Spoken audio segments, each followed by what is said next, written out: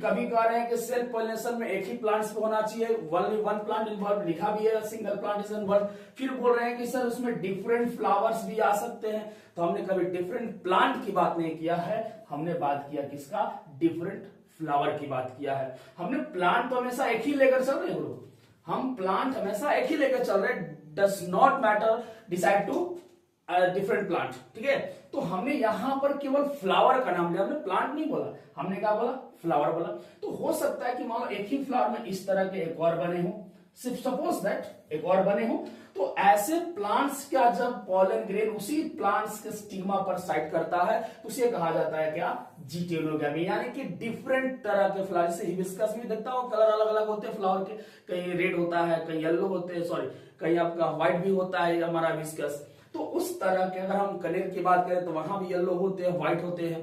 तो उस तरह के जब फ्लावर्स हमारे होते हैं और उन्हीं पे जब हमारे, देखो लिखा गया लास्ट में, ऑफ द सेम प्लांट, यानी कि pollen grain fall on the stigma of different flower does not plant, ठीक है, flower of the same plant that is called geitonogamy and then the part of self pollination, ठीक है।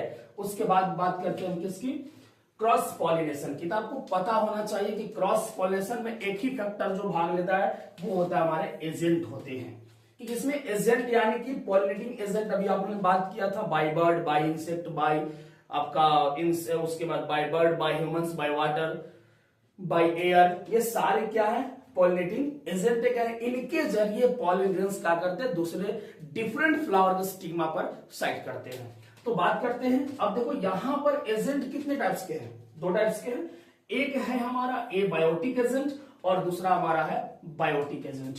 तो abiotic agent क्या होता है, जैसे एनिमोफिली बाय विंड, यानी कि एयर, विंड मतलब हवा। तो अगर किसी पुष्प में, किसी फ्लावरिंग प्लांट्स में हवा के द्वारा, इंड के द्वारा अगर पॉलिनेशन की प्रक्रिया होती है तो उसको बोलते हैं हम लोग क्या गुरु, एनिमोफिली बोला जाता है। अगर वाटर के जरिए हुआ है तो हाइड्रोफिली, ठीक है, हाइड्रो मतलब वाटर, ठीक है। उसके बाद अगर हम बायोटिक, ये था एबायोटिक, एबायोटिक मतलब, एबायोटिक का मतलब कि इसमें ये लिविंग बींग्स के अंतर्गत नहीं आते हैं, ठीक है, ये चीज ध्यान दीजिएगा। एबायोटिक का मतलब का, जैसे हम लोग 10 क्लास में पढ़ते थे जैव और अजैव, तो यहां पर एबायोटिक का मतलब अजैव होता है, राइट। यहां पर ये दोनों के दोनों एनिमोफिली हो, हाइड्रोफिली हो, does not participate of living organism, right. ये आपके जो लिविंग ऑर्गेनिज्म में पार्टिसिपेट नहीं करते, डजंट, ये रिस्पॉन्सिबल ऑफ आपका नॉन लिविंग थिंग्स बोल सकते हैं, दैट डज नॉट मैटर, ठीक है, एनिमोफिली और हाइड्रोफिली। तो ये दोनों के दोनों हमारे जो होते हैं वो एबायोटिक एजेंट में आते हैं, किसके थ्रू, क्रॉस पॉलिनेशन के थ्रू। उसके बाद बात करते हैं बायोटिक एजेंट। इसका मतलब कि वो सर ये जितने भी अंदर आएंगे, इसके अंदर में आएंगे, वो सारे के सारे हमारे लिविंग थिंग्स होंगे, लिविंग ऑर्गेनिज्म के आपके रिकॉग्नाइज करेंगे। तो बायोटिक एजेंसी से मतलब है आपका एंटीमोफिली। तो एंटीमोफिली का मतलब कि अगर किसी फ्लावरिंग प्लांट में पॉलिनेशन की प्रक्रिया बाय इंसेक्ट हो तो उसे कहा जाता है क्या, हमारा एंटीमोफिली, राइट। उसके बाद है ऑर्निथोफिली। ऑर्निथोफिली मतलब बाय बर्ड्स, अभी दिखाएंगे आपको डायग्राम के साथ कि कैसे कैसे पॉलिनेटिंग एजेंट कार्य करते हैं, ठीक है।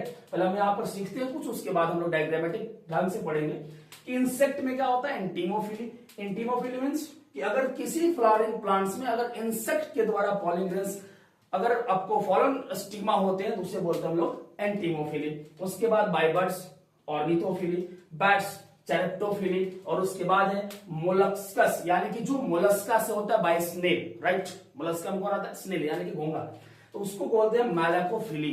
तो अगर बाय स्नेल से पॉलिनेशन की प्रक्रिया संपन्न होती है तो उसको बोलते हैं मैलेकोफिली। बाय बर्ड्स होगा तो उसे बोलेंगे हम लोग ऑर्निथोफिली, बाय इंसेक्ट होगा तो उसे बोलेंगे एंटीमोफिली, और बाय बैट्स होगा तो उसे बोलेंगे चैरेप्टोफिली। तो अभी आज इतना ही, इसके बाद हम आगे चर्चा करेंगे। हमसे जुड़े रहिए, द सृष्टि विजन क्लासेस से जुड़िए और इसे बहुत ज्यादा लाइक, सब्सक्राइब एंड शेयर करते रहिए। Thank you.